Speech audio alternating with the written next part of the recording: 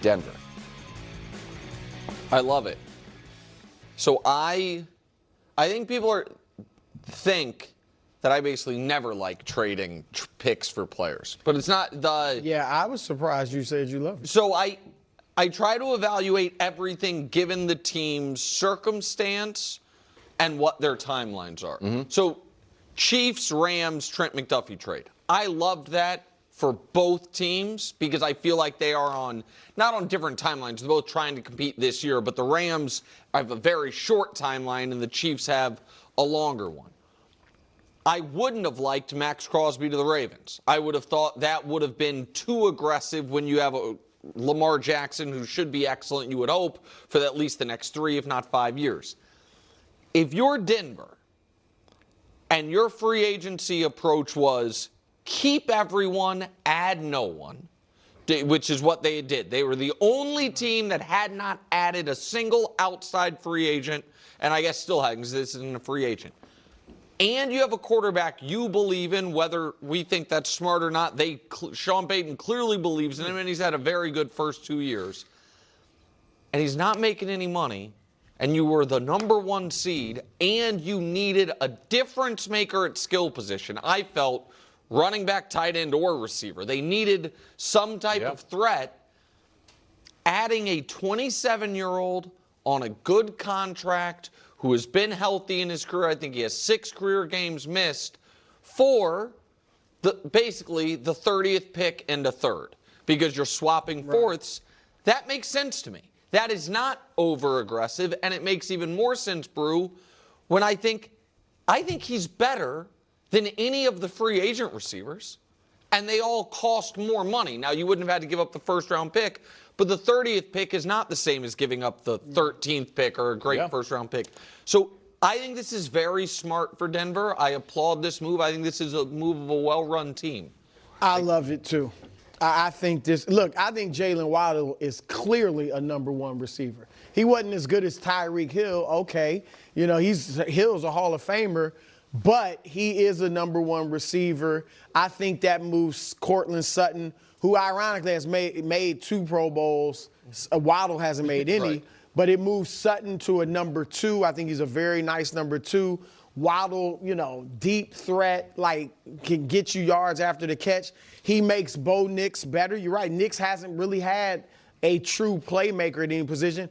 And I think he makes their run game better, And so last year was middle of the pack.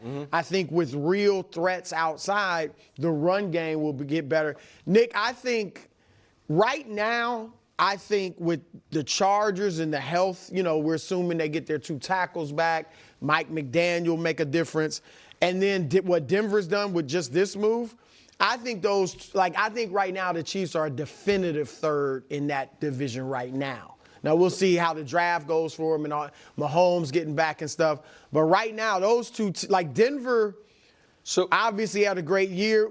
Their defense, even if it's not quite as good, is probably going to be strong. Oh, yeah. And then now the offense, which really was your problem, and you bring in a Jalen Waddle, I think this is big for the Broncos. Yes, it is. Nick Wright on national television admitting that he loves it.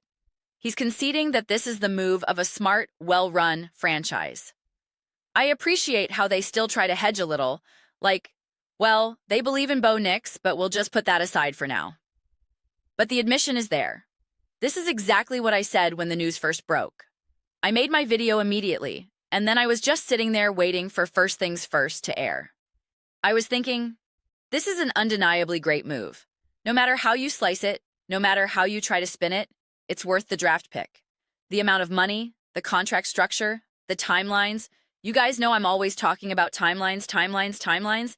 Everything is matched perfectly. Absolutely perfectly. There is genuinely nothing to dislike about this acquisition. Nothing. Which is precisely why I couldn't wait to see what the First Things First crew would say. Because how are you going to try to twist this? How are you going to find an angle to be skeptical? You literally can't.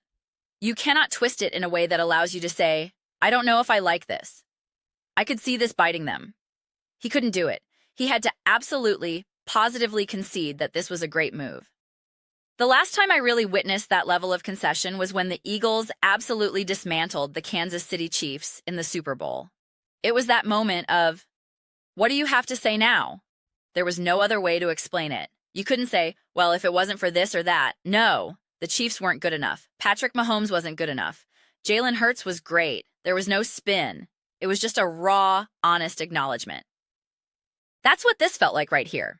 It was just, yeah, this is the move of a well-run franchise.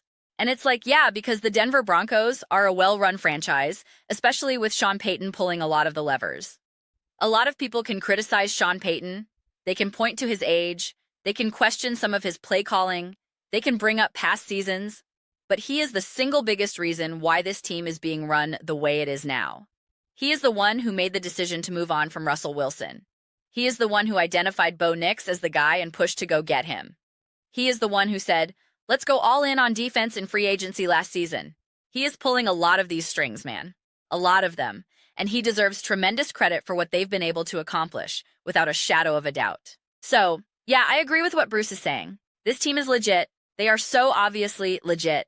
Some would say too legit to quit, but I won't go that far. There are so many different directions we can take this conversation now. Let's talk about Bo Nix. You guys know how I'm super high on Bo Nix. I'm a big believer. You know that I have an obnoxious amount of videos discussing him. I still have this saved at the very top of my mind. Still can't remove it. Still got it saved. That man right there. The way I like to have these conversations sometimes is to think not only about potential and expectations, but about the different ways a quarterback can find themselves in loose rankings. Very loose rankings. Don't get too lost in the names and the examples, but you obviously have the Patrick Mahomes of the world at the very top. Then you can have a notch below that. I'm trying to be as realistic and strategic as I possibly can here. You might have someone who is a notch above a Kirk Cousins, maybe a Dak Prescott. Kirk is unique because he hasn't had the most consistent situation in terms of teams and coaching.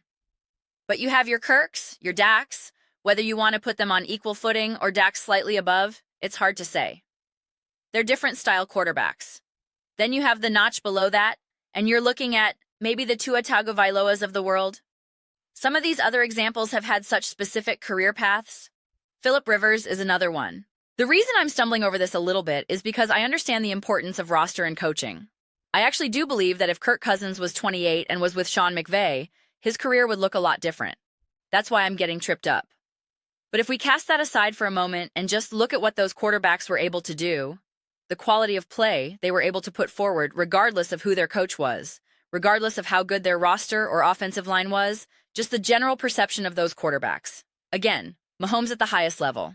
Then you have the Matt Ryans, the Phillip Rivers, the Daks. They're not all equal, but there's a general sense that these quarterbacks are really good. These are quarterbacks who could even win a Super Bowl. Matt Ryan was MVP, went to a Super Bowl, had a big lead, all that good stuff. So, it's all on the table. Then you have some of the lower-level quarterbacks, the ones who struggle to truly bring consistency. Whether you want to put Baker Mayfield in that category, or even a Brock Purdy, though I would personally elevate Purdy, I'm just trying to go with general perception here. Think of Sam Darnold before he won the Super Bowl, how everybody felt about him. Not even before Minnesota, but just the Minnesota and Seattle version. That general sense of, he's a really good quarterback, but I don't know how great he can be. Obviously, winning the Super Bowl started to change that a little bit. The reason I'm going through this whole exercise is that Bo Nix doesn't even need to be spectacular. He doesn't need to reach this incredibly high ceiling. He can be ultimately the generic version of a Kirk Cousins. He can be the generic version of a Baker Mayfield. And with the way this team is constructed, just for this coming season alone, they should be a bona fide top contender as long as Bo Nix is not consistently hurting them. He's allowed to hurt them through various phases. That's what quarterbacks do, no matter who you are, even Patrick Mahomes. But there are obviously different rates of that happening, depending on how great you are. As long as he's not just consistently a liability, as long as he's a generic Kirk Cousins, this is still an elite, top-tier, dangerous team. We saw this with Kevin O'Connell and Kirk Cousins in Minnesota. Kirk is actually a really decent example of this dynamic. Unfortunately, just when the Vikings were ready to pop with Cousins, he got injured, blew out his Achilles, and at that point, Cousins was already on the wrong side of 30. It was unfortunate timing, but they had stretches, they had runs with Cousins, Justin Jefferson, and that offense that were incredibly high level. people would have felt even more threatened if they had a stronger sense of Cousins' quality and O'Connell's coaching. Because at that point, O'Connell was a brand new coach, Jefferson was up and coming, and the roster wasn't perfectly constructed as it is now. Alex Smith is probably another great example. The Kansas City Chiefs with Alex Smith had tremendous success.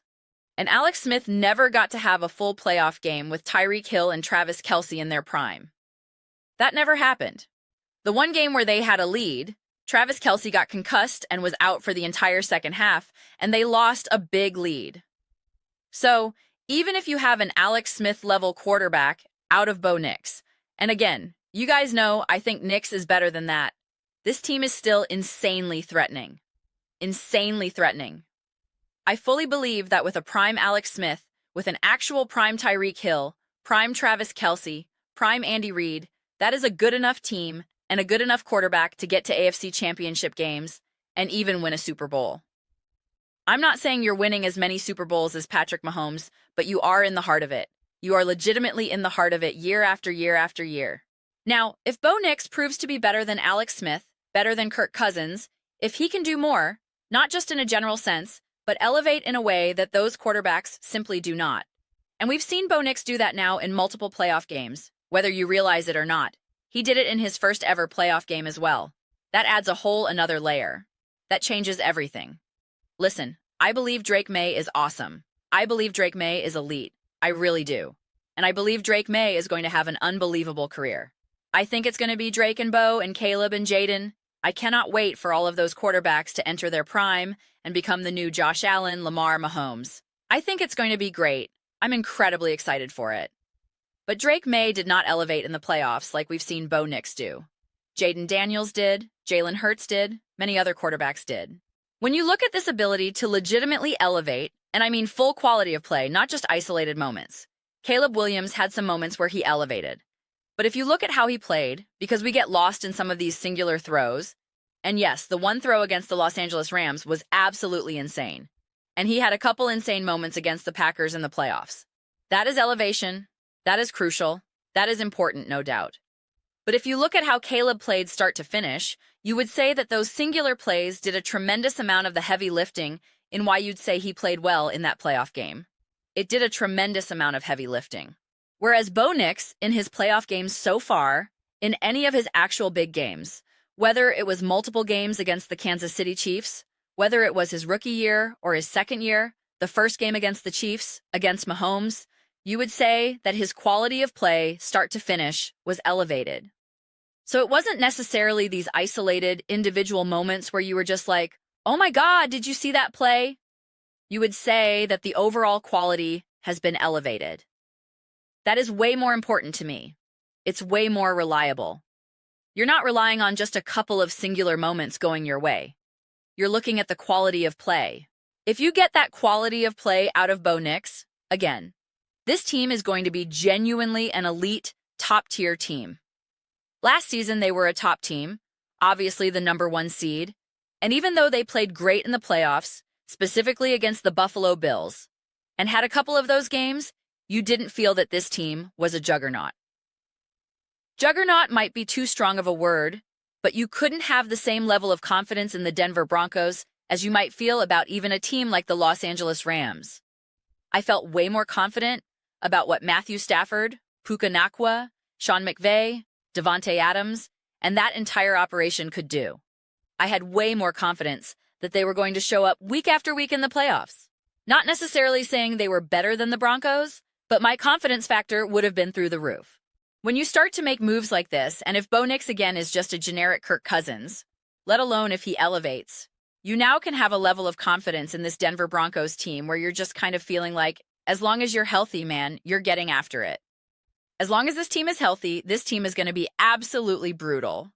Think about a team like the Baltimore Ravens, a team that's been great over the years. Let's use 2023 or 2024 as reference points. You were like, hey, this team is great, but I don't have confidence in them. That's why I always reference that Tom Brady quote from 2024 when he said, the Ravens are a sleeping giant. And my whole thing was, well, why are they sleeping then? You got all the pieces. You got Derrick Henry. You got Lamar.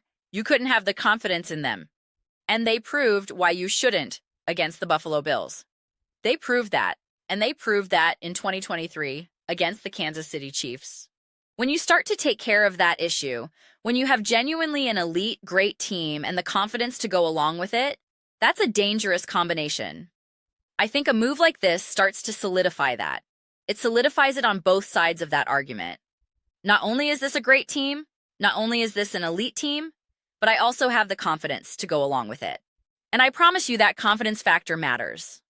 The players feel it too. If you're a fan sitting at home watching a team and you're like, man, I just don't feel confident that this team is going to beat that other team, I promise you a lot of those guys, especially the mature ones, not the delusional ones, they have that sense too. They'll be like, yeah, I hope we can put it all together.